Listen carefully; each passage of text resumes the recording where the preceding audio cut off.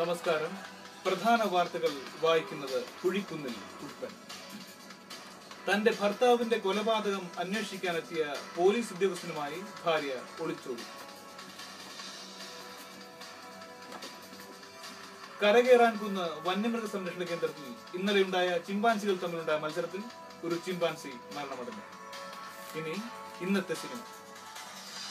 1 മണി മുതൽ മോഹൻലാൽ അഭിനയിച്ച രാവണപ്രഭു, 4 മണി മുതൽ മമ്മൂട്ടി അവതരിപ്പിച്ച രാക്ഷസ രാജാവ്. ഇനി ഇപ്പോൾ കിട്ടിയ റിപ്പോർട്ടുകളിലേക്ക്. കുതിരവട്ടം മാനസികാരോഗ്യ കേന്ദ്രത്തിൽ നിന്നും ചാടിപ്പോയ 2 അന്തേവാസികളെ ദൂരദർശൻ കേന്ദ്ര പരിസരത്ത് നിന്നും കണ്ടെത്തിയതായിട്ടുള്ള റിപ്പോർട്ടുകൾ ലഭിക്കുന്നു. വാർത്തകൾ കഴിഞ്ഞു. നമസ്കാരം.